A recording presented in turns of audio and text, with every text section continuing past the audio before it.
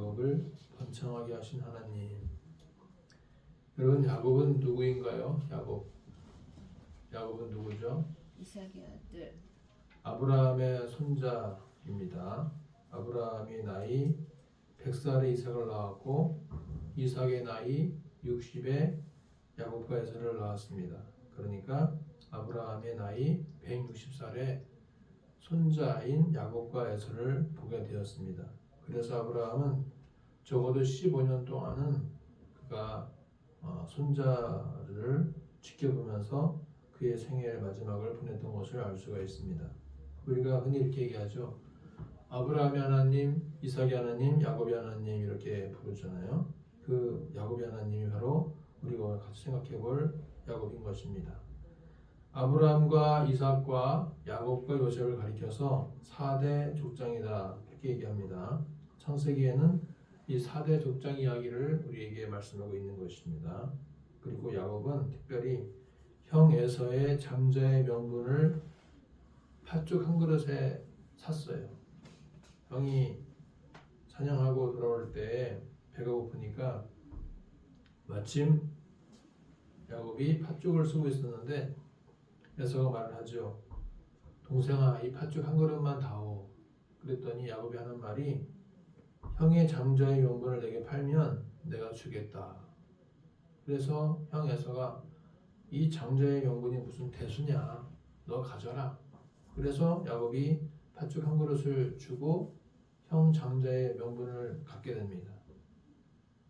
자, 그리고 나서 이제 그의 아버지 이삭이 나이 들어서 눈이 어두워서 이제 거의 그 축복권을 줘야만 되는 그 시기가 되었을 때 에서가 사냥하러 간 사이에 그의 어머니 리브가와 야곱이 함께 꾸미고 해서 야곱에게 그 형 에서의 털을 붙여주고 그리고 목소리도 비슷하게 내면서 에서인 것처럼 해서 이삭으로부터 축복권을 받게 됩니다. 이삭이 말을 하죠. 에서야, 벌써 들어왔느냐? 그랬더니 야곱이 하는 말이 네, 하나님께서 잘 만나게 해주셔서 제가 사냥을 하고 돌아왔습니다. 그랬더니만 이삭이 하는 말이 목소리는 야곱의 목소리인데 가까이 와봐라. 그래서 만져보았더니 털이 있는 거예요. 그래서 에서인 줄 알고 축복해 줍니다. 그래서 야곱이 아버지의 축복권까지 빼앗아 버리게 되죠. 그리고 나서 이제 야곱은 어떻게 합니까? 그 리브가의 고향, 어머니의 고향인 밧단 아람에 있는 외삼촌 라반의 집으로 도망을 가게 됩니다. 그곳에서 야곱은 20년간 외삼촌 라반을 위해서 일을 하게 되죠. 14년 동안은 부인을 위해서, 라헬을 얻기 위해서 일을 하죠. 7년. 그리고 마지막 6년은 자기의 재산을 모으기 위해서 일을 하게 됩니다. 20년 동안 야곱은 12명의 아들을 얻게 되고 1명의 딸을 얻게 됩니다. 그래서 20년 만에 돌아오게 되는데 수많은 가축을 얻게 됩니다. 그 당시에 재산의 척도는 가축이 얼마나 많은가 하는 것으로 알 수가 있었습니다.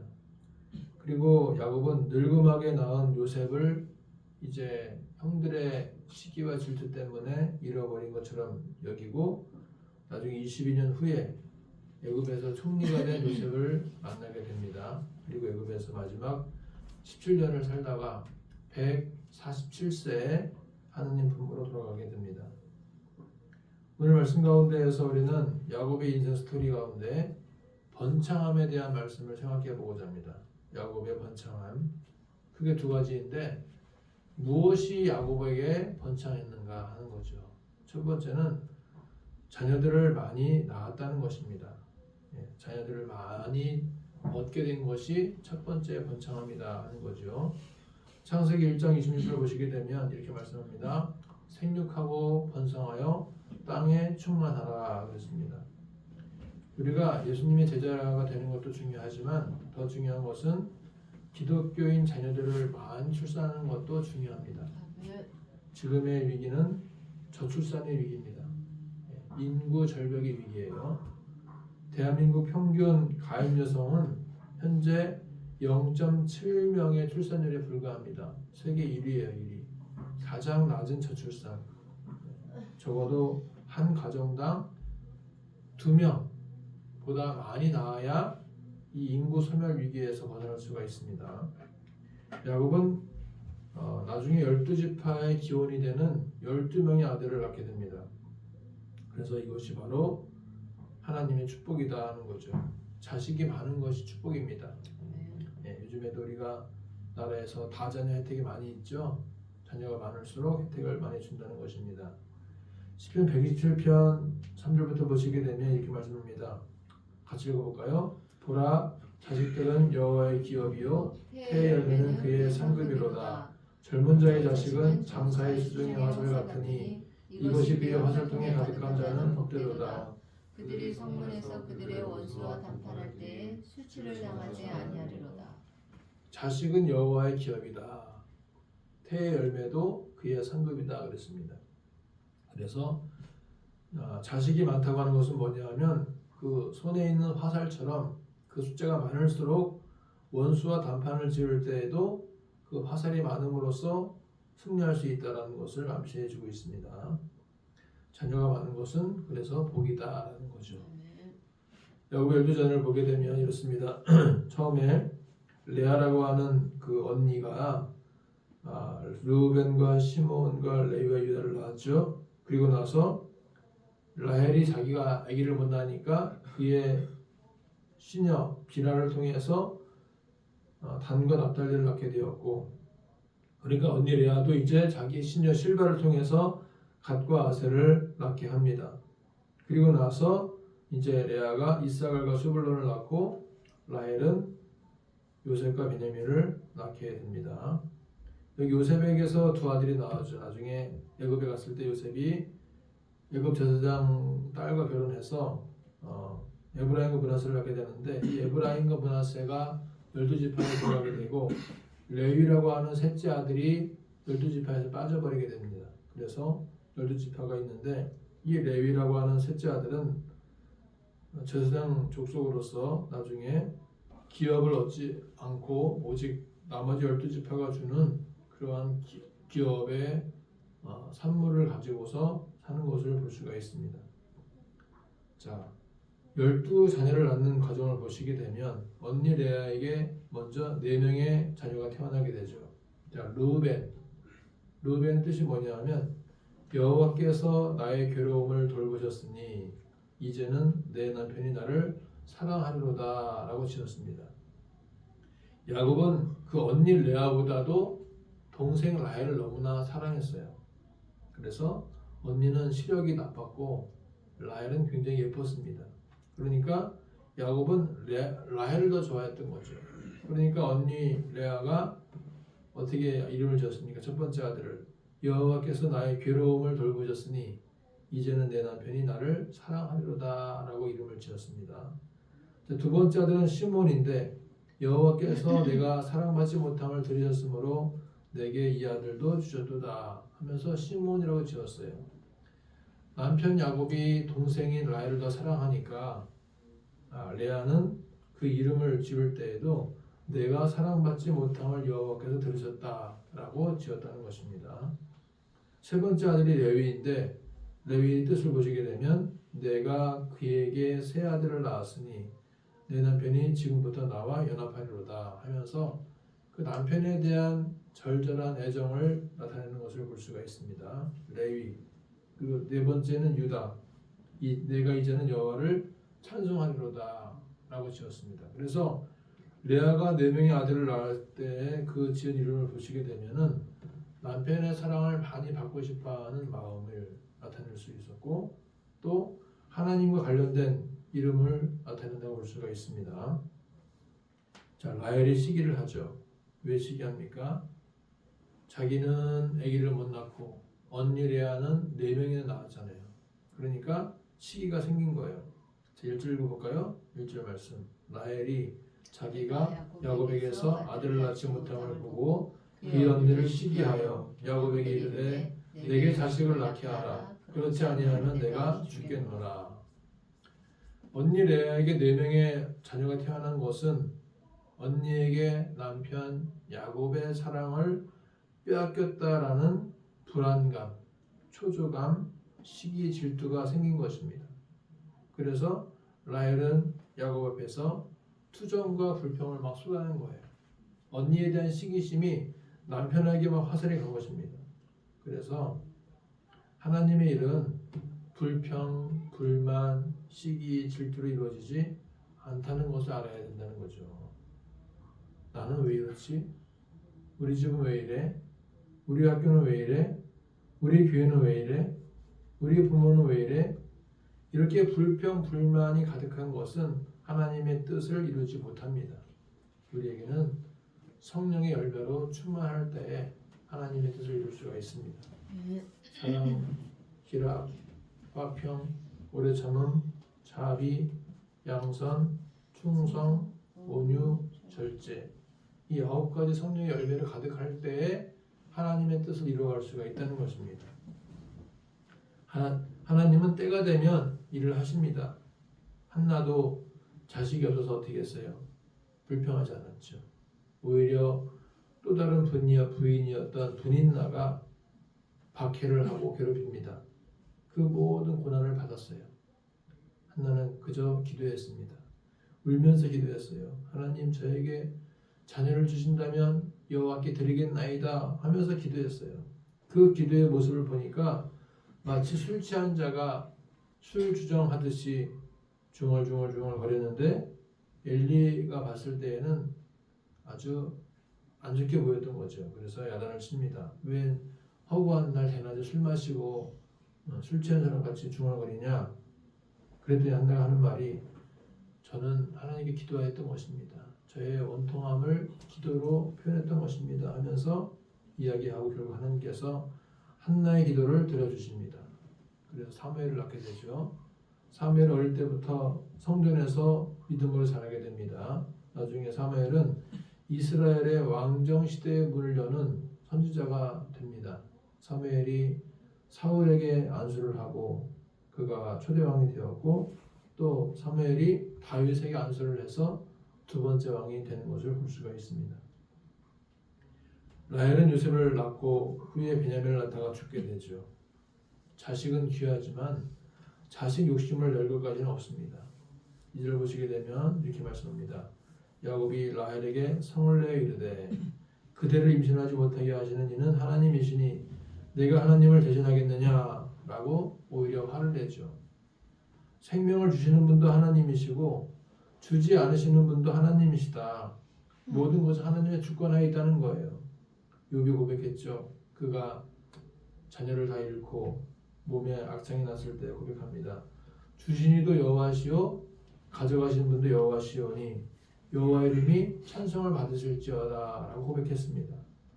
번성하게 하시는 분도 하나님이시고 번성하게 하지 못하시는 분도 하나님이시다라는 것입니다. 여러분, 교회가 부흥하게 하는 것도 하나님이시고 부흥하지 못하게 하시는 것도 하나님이신 것입니다. 모든 것이 하나님의 몫이에요. 하나님의 뜻입니다. 라헬은 자기의 시녀인 비라를 야곱에게 주면서 자식을 얻기 원했습니다. 그래서 3절부터 보시게 되면 라헬이 말을 합니다. 내 여종 비라에게로 들어가라. 그가 아들을 낳아 내 무릎에 두리니 그러면 나도 그로 말미암아 자식을 얻겠노라 하고 그녀의 시녀 비라를 남편에게 주어서 야곱이 임신해서 비라가 임신해서 야곱에게 아들을 낳게 됩니다. 라헬이 썼던 방법은 바로 아브라함의 아내 사라가 썼던 방법과 유사하죠. 사라에게 자식이 없게 되자 사라는 애굽에서 내려왔던 몸종인 하갈을 아브라함에게 줌으로써 이스마엘을 낳게 했습니다. 라헬은 자기의 시녀 비라를 야곱에게 주어서 두 명의 아들을 얻게 됩니다. 그 두 명이 바로 단과 납달리예요.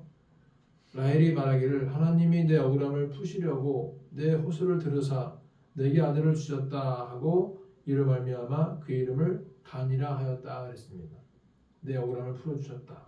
이 라헬의 시녀였던 비라를 통해서 내 억울함을 푸셨다라고 고백했던 것입니다. 그리고 다시 두 번째 아들을 낳게 되는데 내가 언니와 크게 경쟁해서 이겼다 해서 납달리라고 이름을 짓게 됩니다.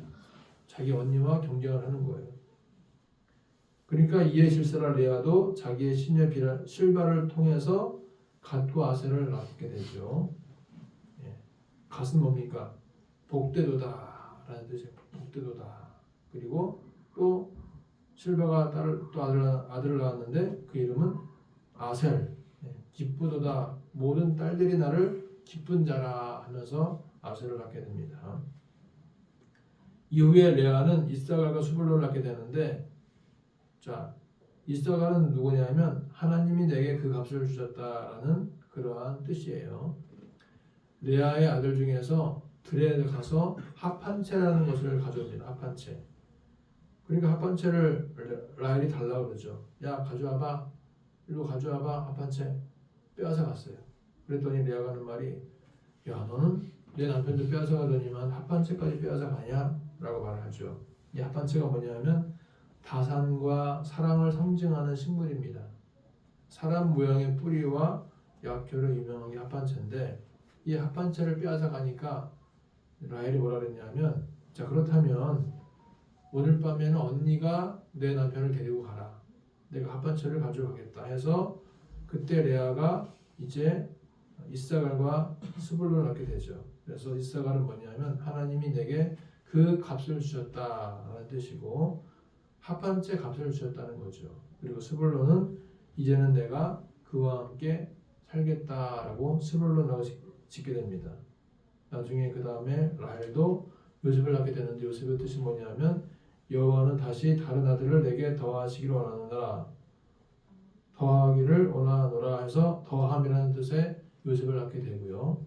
베냐민은 오른손의 아들, 사랑받고 존귀한 아들이라는 뜻으로 베냐민이라고 짓게 됩니다. 이렇게 해서 12아들을 낳게 되죠. 12아들. 12아들과 한 명의 딸을 두게 됩니다. 이것이 바로 다산의 축복입니다. 자녀의 축복이에요. 우리는 이제 다음 세대에게 무엇을 가르쳐야 되는가? 예. 무엇을 가르쳐야 될까요? 다음 세대에게 다산의 축복을 구하라고 가르쳐야 됩니다. 다산의 축복을 구하라고. 대한민국의 인구가 점차 줄어들고 있죠. 그러나 기독교의 인구는 더 많아져야 됩니다. 해답은 출산 장려에 있다는 것입니다. 출산 장려. 제가 2017년도에 또 2018년도에 두 번의 주례를 했었는데, 결혼식 주례를 할 때 마지막에 이런 독담을 했어요. 저와 같이 3남 1녀 정도는 낳으셔야 됩니다. 라고 독담을 했습니다. 우리나라가 지금 인구 절벽의 위기잖아요. 인구 절벽의 위기. 그래서 우리는 이 다산을 장려하고 또 격려하고 이 다산이 될 수 있도록 정책적으로 많이 지원해 줄 필요가 있다는 것입니다. 그래서 우리가 하나님 앞에 기도하시기를, 하나님 우리 대한민국이 이 다산의 축복을 허락해 주셔서 특별히 기독교 인구가 더 많아질 수 있도록 도와주십시오라고 기도를 하시길 바랍니다. 자, 두 번째 번창함은 무엇이냐? 네, 사업의 번창함의 축복을 받았죠. 사업의 번창함. 25절부터 43절에 나와 있는데, 많은 가축들이 번성함으로써 부자가 되었다는 것입니다. 야곱은 요셉을 낳은 후에 자기의 집으로 가고자 했습니다. 그것을 라반에게 말을 했어요. 내 삼촌, 제가 지금까지 14년간 여기 있었는데 아시잖아요. 저 때문에 부자가 되신 거 아시잖아요. 이제 제가 집으로 가야겠습니다. 그랬더니 라반이 하는 말이 뭐냐 하면, 야, 내가 잘 안다. 너 때문에 내가 부자가 되었어. 잘 안다. 그런데 네가 원한다면 여기 좀 머물러 있고 네가 원하는 품삯을 정해봐라. 그랬더니 그때 제안했던 것이 뭐냐면, 그러면 이제부터 외삼촌, 얼룩무늬 있는 것, 점 있는 것은 다 제 것이 되고요. 깨끗한 것은 다 외삼촌 것이 되면 되겠습니다. 하면서 그렇게 제안하니까 외삼촌이 하는 말이 뭐냐면, 그래? 그렇게 해보자. 네. 그게 좋겠구나 했는데, 그때 라반의 마음속에 뭐가 있냐면, 과연 얼룩무늬 있는 것이 몇 마리나 태어날까? 제가 지금 계산을 잘못했나 본데 하면서 그 제안을 수락을 하고 더 있게 되었다는 것입니다. 그런데 하나님께서 야곱을 도와주셨어요. 야곱을 도와주셔서 새끼를 베는 것마다 다 얼룩무늬 점 있는 것이 되었습니다. 그것도 좋은 튼튼한 염소들이 얼룩무늬가 있는 것이 태어나게 되었었어요. 그래서 야곱이 부자가 되었고, 라헬은 외삼촌 라반은 점점 가난하게 되었습니다. 자, 우리는 세상의 셈법과 다른 삶을 살아가고 있습니다. 세상의 방식, 세상의 셈법과 다른 셈법을 가지고 살아가고 있습니다. 세상에서는 안 되는 것도 우리는 되는 줄 믿습니다. 세상에서는 불가능해 보여도 우리는 가능한 것이 있습니다. 요셉은 점 있는 것, 아롱진 것이 나오면 자기 것이 되기로 약속을 하죠. 라반은 거의 불가능할 것이라고 예상을 하고서 그 제안을 라반은 거의 불가능할 것이라고 생각을 하고서 그 제안을 받아들입니다. 그 라반의 속셈을 알 수가 있다는 거죠. 라반의 속셈. 예. 라반의 속셈은 무엇입니까? 저거 안 돼. 불가능해. 있을 수가 없는 일이야. 결국 저 야곱은 나를 위해서 죽도 일만 하다가 나이만 들고 그렇게 될 거야. 라는 생각을 했다는 것입니다. 아주 못된 생각이죠. 그런데 실제적으로 보시게 되면은 이 야곱의 농장에는 점 있는 것, 얼룩진 것이 더 많아지고 있고요. 라반의 농장에는 깨끗한 양 염소들이 점점 적어지고 있습니다. 하나님이 하신 거예요, 하나님이. 예. 그래서 이렇게 얘기합니다. 오늘 내가 외삼촌의 양떼에 두루 다니며 그 양 중에 아롱진 것과 점 있는 것과 검은 것을 가려내며 또 염소 중에 점 있는 것과 아롱진 것을 가려내리니 이 같은 것이 내 품삯이 되리이다 라고 말합니다. 또 이래 외삼촌께서 오셔서 내 품삯을 조사하실 때 나의 의가 내 대답이 되리이다. 내게 혹시 염소 중 아롱지지 아니한 것이나 점이 없는 것이나 양 중에 검지 아니한 것이 있거든 다 도둑질한 것으로 인정하소서라고 얘기합니다. 하나님이 개입하신 거예요. 하나님. 야곱이 버드나무와 살구나무와 신풍나무의 푸른 가지를 가져다가 그것들의 껍질을 벗겨서 흰 무늬를 내고 그 껍질을 벗긴 가지를 양떼가 와서 먹는 개천의 물 구유에 세워두고 양떼를 향하게 하니까 그 떼가 물을 먹으러 올 때에 새끼를 베는데 가지 앞에서 새끼를 베므로 얼룩얼룩한 것과 점 있는 것이 있고 아롱진 것을 낳았더라 했습니다. 야곱의 가축 번식의 방법은 과학적으로는 설명이 불가능한 것이었습니다. 하나님이 그렇게 하신 것입니다. 여러분, 가축들이 뭐 신풍나무, 살구나무를 본다고 해서 과연 얼룩얼룩한 새끼를 뵐까요? 그렇지 않잖아요. 하나님이 이렇게 하신 거예요. 하나님이 부흥을 이루실 때에도 방법과 과정을 과학적으로 설명하고자 연구하는 경우가 있습니다. 그런데 부흥은 하나님이 하시는 방법이지 우리가 계산을 하고 뭔가 연구하고 된다고 해서 되는 것이 아닌 것입니다. 미국 리드머 교회 팀 칼레 목사님이 목회를 하실 때 교회가 막 부흥됐어요. 부흥되고 그 지역이 노숙자가 많은 지역이거든요. 맨하탄 지역이. 그리고 증권회사가 많은 지역이었어요. 그런데 그 부흥될 것 같지 않는 지역에서 부흥이 됐습니다. 그랬던 사람들이 와서 막 찾아오고서 방문하고 물어봅니다. 아니 목사님 어떻게 부흥됐습니까? 찾아오는데 마치 그 리거레 목사님의 세들백 교회나 빌 하이베스 목사님의 윌로우 크릭 교회처럼 어떤 특별한 프로그램이 있는지 알고 온 거예요. 구두자 예배를 드리나? 예. 구두자 예배가 뭡니까? 말씀을 사모하는 자들이 이제 미리 연극을 준비하고 연기를 해서 그것을 주일날 연극하면서 드리는 그러한 예배, 구두자 예배. 뭔가 있는 줄 알고 찾아온 거예요. 그런데 아무것도 없어요. 오니까 아무런 프로그램도 없습니다. 뭐가 있었냐? 이 리드머 교회는 그저 목회적 방향성과 목회 철학이 있었던 것입니다. 이 목회적 방향성과 목회 철학 때문에 교회가 부흥된 것이지 어떤 특별한 프로그램이 있어서 부흥된 것이 아니라는 것이었습니다. 사업의 성공도 하나님이 하시는 것입니다. 예. 인간의 생각으로는 불가능한 것이 많습니다. 하나님이 다 하십니다. 야곱이 번성하게 된 것도 하나님의 선물이었습니다. 이에 그 사람이 매우 번창하여 양떼와 노비와 낙타와 나귀가 많았더라 그랬습니다. 아브라함에 주어진 축복, 이삭에게 주어진 축복, 야곱에게 주어진 축복 모두 하나님이 하신 것입니다. 아멘. 자, 결론은 무엇입니까? 결론은 하나님은 좋은 일에도 우리가 인내하며 기다리며 기도하기를 바라신다는 것입니다. 아멘. 당장 우리가 원하는 대로 우리 눈에 보기에 좋은 대로 다 이루어질 수는 없습니다. 아멘. 뭐 이렇게 하면 되겠지, 저렇게 하면 될까 하면서 우리의 생각과 우리의 판단과 우리의 계획대로 되는 것이 아닌 것입니다. 그러나 언젠가 하나님께서 이루실 때가 있습니다. 그때를 기대하는 것입니다. 하나님의 특별한 번창함의 방법이 있다는 것입니다. 그 방법을 기대하고 기도하자는 것입니다. 아멘. 야곱은 성실하게 20년간 외삼촌 라반의 집에서 일을 했습니다. 하나님 야곱이 잘 되기를 바라셨고 그렇게 이루게 되었던 것입니다. 한 주간도 하나님이 이루실 일들을 기대하며 기도하며 살아가시를 축복합니다. 아멘. 부흥은 하나님의 몫입니다. 하나님이 다 알아서 하십니다. 아멘. 하나님께서 이끄실 줄 믿으시기 바랍니다. 기도하겠습니다. 하나님 아버지, 오늘 야곱의 번창함을 두 가지 생각해 보았습니다. 12명의 자녀를 낳고 또 여러 가지 양떼와 소떼와 염소떼가 많아진 것을 보게 되었습니다. 하나님의 행하신 줄 압니다. 하나님의 역사인 줄 믿습니다. 우리 교회도 우리 가정에도 하나님의 일하심을 체험하게 도와주시고 하나님의 역사하심을 경험할 수 있도록 인도하여 주시옵소서. 한 주간 주님이 동행해 주시고 역사하여 주시옵소서.